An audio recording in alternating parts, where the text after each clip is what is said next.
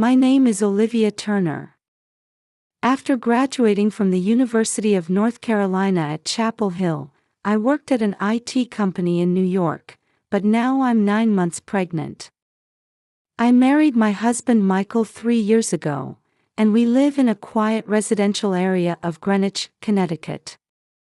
Our home is a white colonial-style 2-story house. Sitting on approximately 5,000 square feet of land, this house was chosen by Michael when we got married.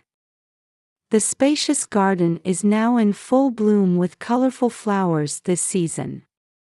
Thanks to regular maintenance by professional landscapers, our garden has quite a reputation in the neighborhood.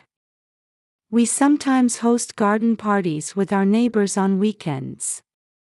When I became pregnant, I transitioned to working from home from my New York IT company.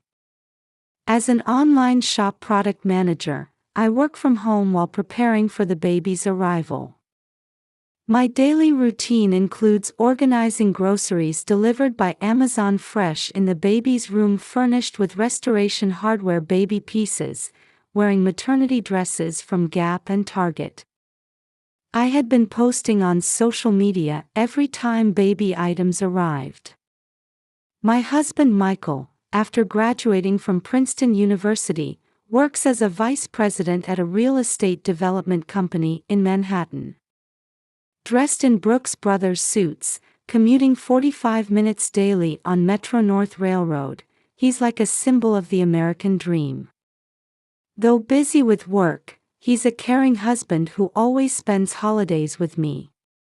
My mother-in-law Eleanor is a gentle and wise woman who leads local charity activities. One of my pleasures was chatting about childbirth and childcare while enjoying her homemade apple pie in her house furnished with Pottery Barn pieces. She treats me like her own daughter, calling or messaging me 2 to 3 times a week. She's even offered to help after the baby is born.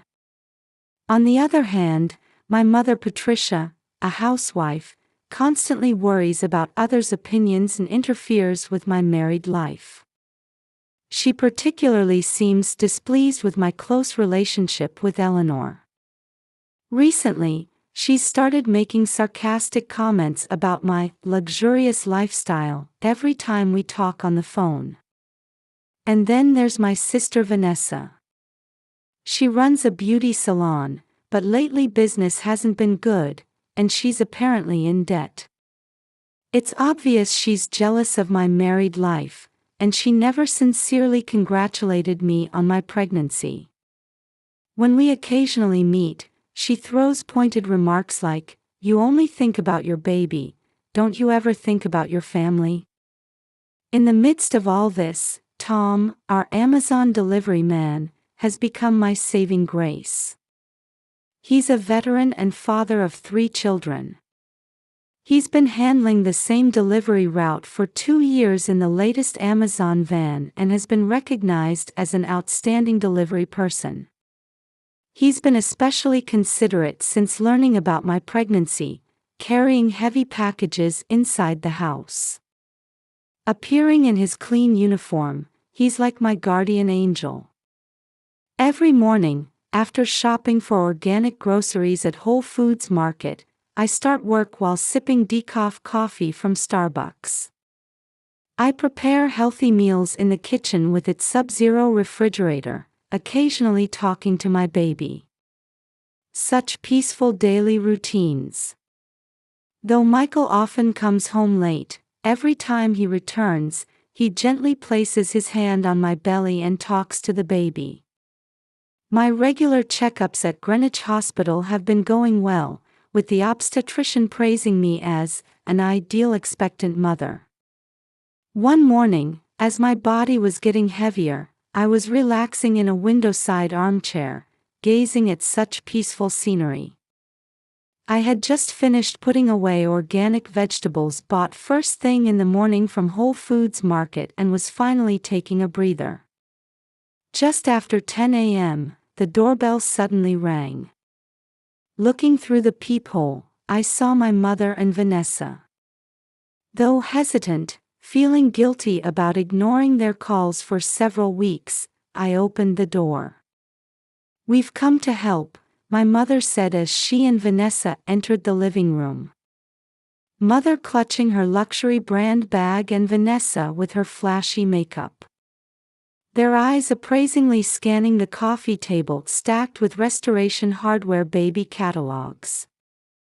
I felt the atmosphere instantly grow heavy. "Oh, isn't this sofa the new one from Pottery Barn? Did Eleanor buy it for you?" Mother's sarcastic voice echoes. The expensive sofa had indeed been a baby shower gift from my mother-in-law. Before I could respond, I was suddenly struck by intense pain. As I clutched my stomach, Mother and Vanessa watched me with cold eyes. Their gaze sent a chill down my spine. "Last night, Michael had said, 'I have an important meeting tomorrow, so if anything happens, contact me through my secretary. But this pain isn't normal. I need to call Michael.'" As I reached for my smartphone, Vanessa knocked my arm away. The phone fell onto the marble side table, its screen cracking. "The baby isn't due yet, right? So you can at least make us lunch." Ignoring me as I grimaced in pain at Mother's words, Vanessa added fuel to the fire. "You're being dramatic again. We're hungry too. You're always depending on your precious mother-in-law, never thinking about your real family, are you?" The intervals between what seemed to be contractions were getting shorter and shorter. Though the Sub-Zero refrigerator was stocked with ingredients, I couldn't even stand up. Sweat broke out, and my breathing became irregular. The gentle fragrance from the newly purchased humidifier for the baby made the space feel strangely poignant. "Please, call an ambulance." To my desperate plea, Mother showed an exasperated expression. "Oh, you're feeling that bad? But an ambulance is a bit, what would the neighbors say? What would the ladies in this area think?" Mother picked up my smartphone and ignored incoming calls from Michael. The screen displayed a message saying, "In important meeting." Beside her, Vanessa started taking selfies, claiming they were for promoting her newly opened beauty salon, using my suffering as a background for her photos. I lay on the large Pottery Barn sofa in the living room. Cold sweat soaking into the expensive fabric. The contractions were getting even closer, now just minutes apart. Outside the window, I could see neighborhood ladies chatting happily. That peaceful scene was so contrasting with my current situation that tears welled up. "That's enough of your act." Suddenly, Vanessa approached and kicked my stomach. The tip of her heel caused a piercing pain. "Stop, the baby." Ignoring my screams, Vanessa's kicks continued. Mother just watched the scene with cold eyes. Our wedding photo hanging on the wall, the happy smiles with Michael and Eleanor, made my current situation feel even more painful. "It's because you always manipulate people with your acting that Vanessa gets angry. At your age, is that all you can do?" Mother's words seemed to come from far away. I was starting to lose consciousness. I could see the baby's organic cotton blanket scattered miserably on the floor. "Please, an ambulance." My pleading only provoked more violence from Vanessa. "Shut up. Think about my debts too." Another kick sent intense pain through my entire body. I could feel the baby moving desperately inside me. At that moment, the doorbell rang. The 2 p.m. regular delivery. I could hear Tom's familiar voice. As Mother and Vanessa showed panicked expressions, I felt a faint hope while losing consciousness. Noticing the unusual sounds and screams, Tom immediately assessed the situation. He called 911, requesting police and an ambulance. As I heard the Greenwich EMS sirens approaching, my consciousness was completely enveloped in darkness. The last thing I saw was Tom desperately trying to help me, and his dignified profile as he stopped Mother and Vanessa from trying to escape in panic. The irony of Mother, who had been so concerned about neighborhood gossip, now exposed to the gaze of strangers. I could see Vanessa's flashy makeup smearing with tears. When I regained consciousness, my eyes were met with the white ceiling of Greenwich Hospital's emergency center. Amidst the bright fluorescent lights, I could hear medical staff moving quickly around me. The regular beeping of the heart monitor and the dripping sound of the 4 oddly calmed my heart. "Mrs. Turner, are you conscious?" I nodded faintly to what seemed to be a veteran emergency physician's voice. Immediately, intense pain struck me. The monitor's warning sounds began. Medical staff voices flew back and forth. Beside them, Tom was explaining the situation to the EMTs. His uniform was stained with my blood. The 2 female suspects are in police custody. The victim's husband and mother-in-law have been contacted. She's 36 weeks pregnant, and I understand her progress had been normal until now. Tom's calm voice seemed to come from far away. The EMT quickly took notes on the chart. "We found her Blue Cross Blue Shield insurance card in her wallet." At the nurse's voice, administrative staff immediately began processing. The wheels of the American medical system began turning efficiently. The emergency department's automatic doors opened, and Michael rushed in, his face pale with worry. His Brooks Brothers suit was disheveled, and his usually neat hair was in disarray. He had apparently taken a taxi from the Metro-North station to the hospital. "Olivia." Michael's voice. But I had no strength to respond. Between contractions and pain, I was about to lose consciousness. The heart monitor's alarm began sounding urgently again. Then Eleanor appeared gracefully. Seeing her, who also served as a hospital trustee through her charity work, the staff's movements became even more precise. "So you're the mother of the people who hurt my precious daughter."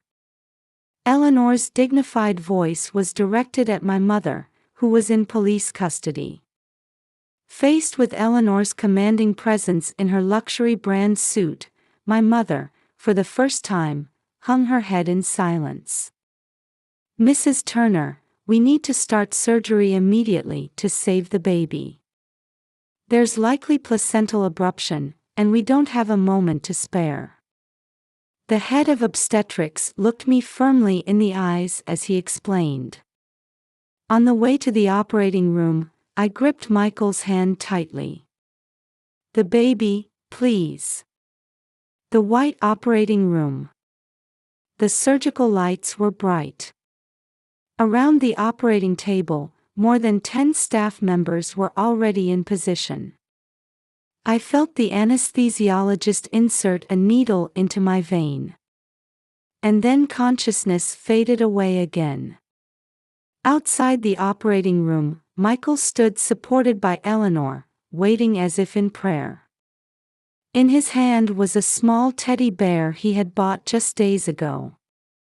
An officer dispatched from Greenwich Police Department was taking detailed statements from them. The suspects, Patricia Wilson and Vanessa Wilson, the victim's mother and sister, are already being questioned at the station. We've also secured footage from the security cameras at the scene. According to the sister's statement, financial troubles were one of the motives. She apparently had debts from her failing beauty salon business. On the waiting room TV, local breaking news was playing. Assault in Greenwich luxury residential area. Pregnant woman seriously injured. Amazon delivery driver rescues victim. Victim is real estate development company executive's wife. Below ran a caption: suspects are victim's biological mother and sister. Eleanor quietly said a prayer. Beside her, Tom also stared intently at the operating room door. Though his uniform was stained with blood, his dignified presence remained unchanged. He had stayed here, even changing his delivery route. My wife and child, why would her own mother and sister? Michael's voice trembled. For the first time, this usually calm man showed tears. His cell phone, which he had cancelled an important investor meeting to rush here, kept ringing. It's all right, Olivia is strong. This hospital has the best medical team. Eleanor gently embraced his shoulders. Her words slightly eased the tension in the waiting room. And after a long 3 hours, the operating room doors opened. The head of obstetrics approached, removing his surgical mask with a smile. Congratulations. It's a girl. The APGAR score is fine. The waiting room erupted in joy at the doctor's smile. When a nurse passed by pushing the newborn incubator, Michael instinctively stood up. And Mrs. Turner is stable. We've controlled the bleeding, and she'll be moved to a room soon. Your wife's strong will and early detection saved her life. As sighs of relief escaped, the police officer quietly continued his report. From the suspect's statements, we've determined this was a premeditated crime. The trigger appears to have been Vanessa Wilson's beauty salon debts. The security cameras also recorded the two discussing in their car before visiting. Michael was trembling with anger, but Eleanor quietly advised him. Right now, let's think only about Olivia and the baby. We'll leave the legal response to my lawyer friend. At that moment, Tom approached modestly. Congratulations on your child's birth. I need to get back to work, my deliveries are running late. Michael embraced his shoulder. You are our benefactor. We will never forget this debt. Your judgment saved my family's lives. A few hours later, I was holding my child in the hospital room. The warmth of this tiny life gradually healed the terror of today. The sunset gently streamed into the pure white room. Looking at Eleanor's gently smiling profile, overlapping it with my mother's image, I quietly shed tears. At the Connecticut Superior Court, the heavy wooden doors opened, and Michael, Eleanor, and I entered. On the bench sat Judge Hamilton, with 30 years of experience. He was reviewing documents with a stern expression. On the prosecution side was Sarah Johnson, a sharp prosecutor from the Greenwich District Attorney's Office. On the defense side, court-appointed attorneys represented my mother and Vanessa. All rise. The Superior Court of Connecticut, 1st District, Judge Hamilton presiding, is now in session. The clerk's voice echoed. Local media reporters packed the courtroom. This case had attracted significant attention as the pregnant woman assault case. In my arms, 2-month-old Emma softly breathed in her sleep. The prosecution may begin its opening statement. At Judge Hamilton's voice, Prosecutor Sarah stood. This case is not merely domestic violence. It was a premeditated and extremely malicious crime. The prosecutor's strong voice resonated through the courtroom. The defendants Patricia Wilson and Vanessa Wilson planned this crime in advance. Security cameras recorded them discussing in their car before arriving at the scene. As the security camera footage played on the screen, showing my mother and Vanessa talking in the car, my heart ached.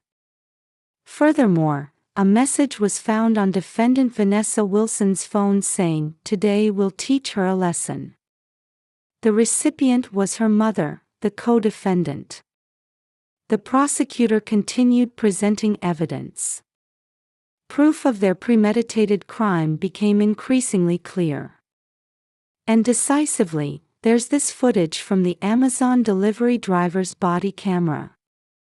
The screen showed footage from Tom's camera. He had maintained the habit of wearing a body camera from his military days.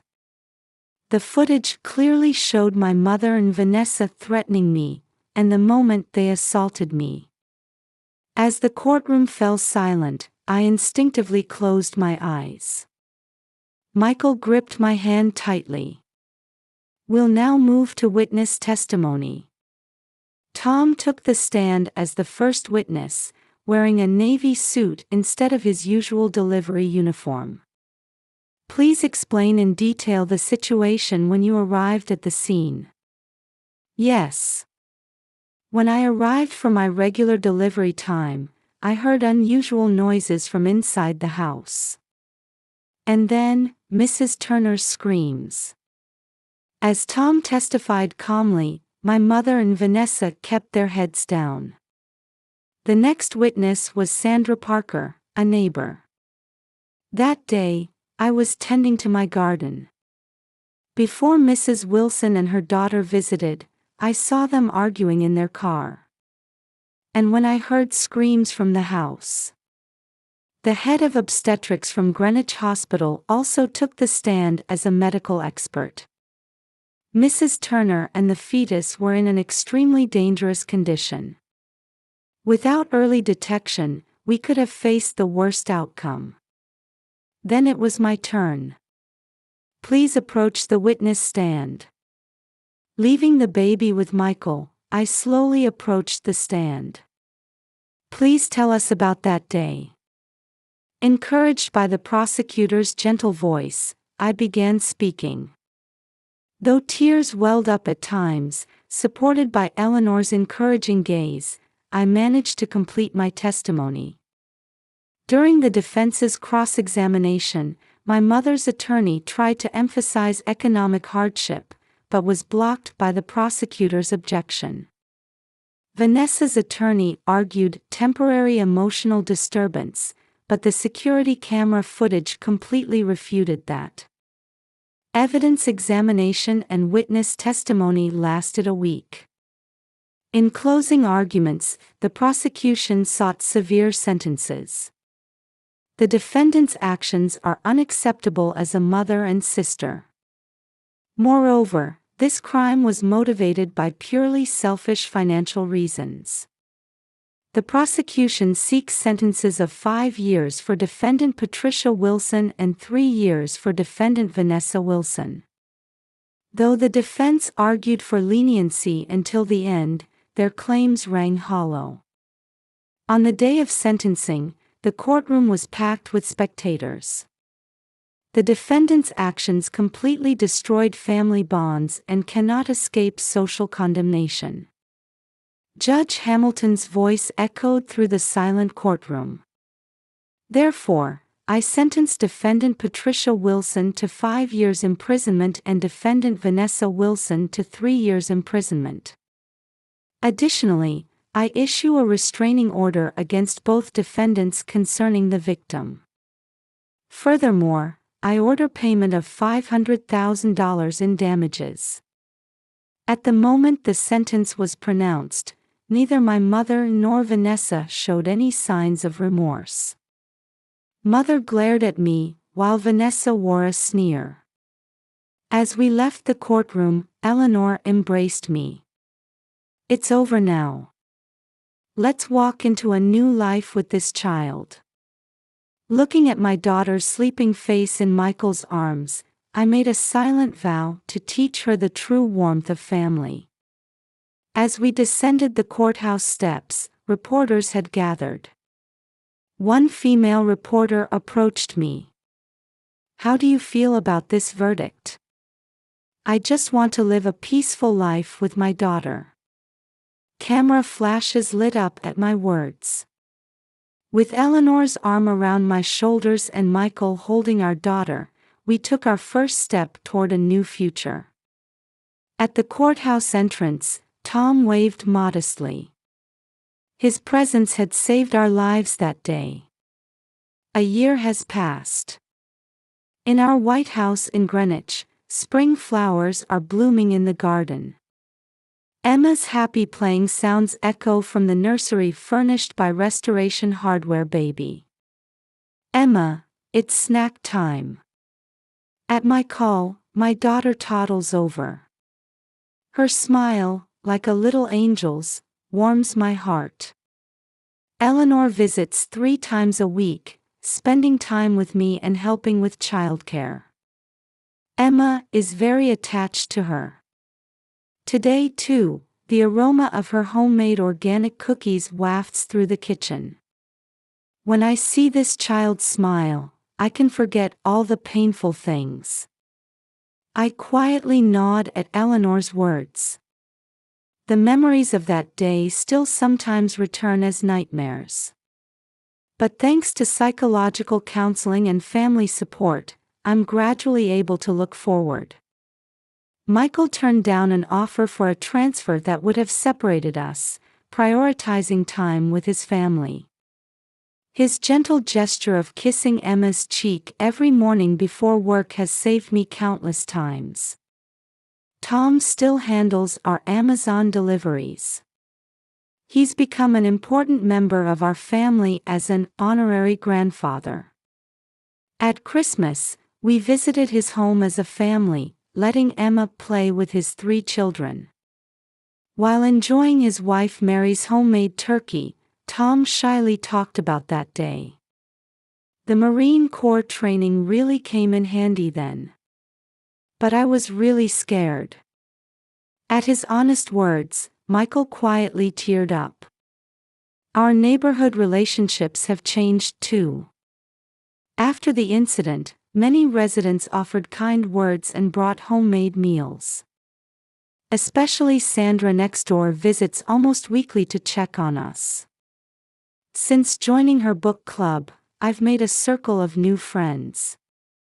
Meanwhile, I occasionally hear news about my mother and Vanessa in prison through reports.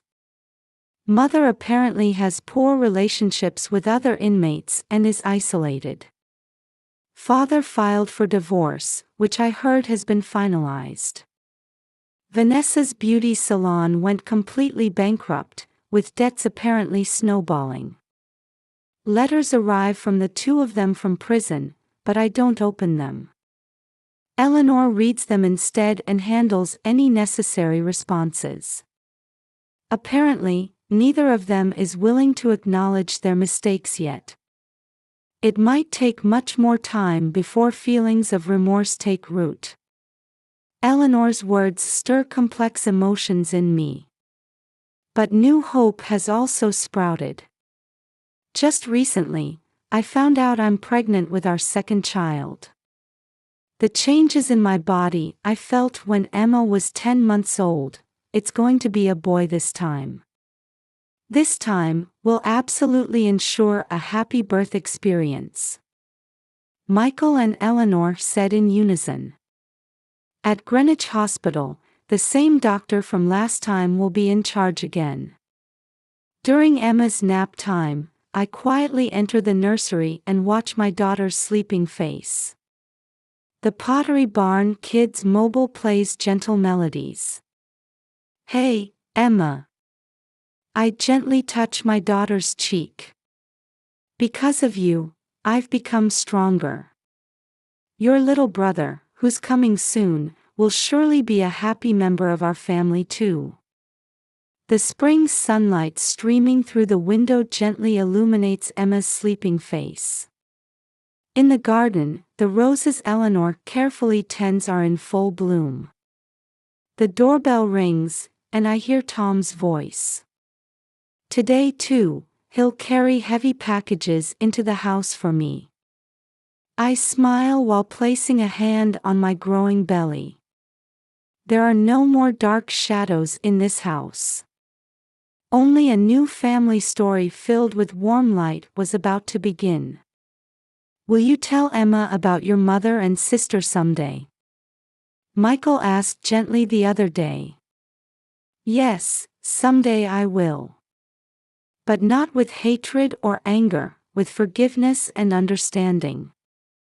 By then, I need to be able to show these children the true meaning of family myself. Michael quietly nodded at my words. Eleanor also supports my resolution. Everyone makes mistakes. What matters is how you live afterward. Her words always resonate deeply in my heart. As evening falls, Michael returns from work. I'm home, my precious family. Every time I hear those words, I feel true happiness. Emma tries her best to tell her father about playing in the garden with Tom's children while in his arms. Eleanor helps prepare dinner while excitedly discussing plans for the new baby's room. I truly feel that these peaceful moments are real happiness.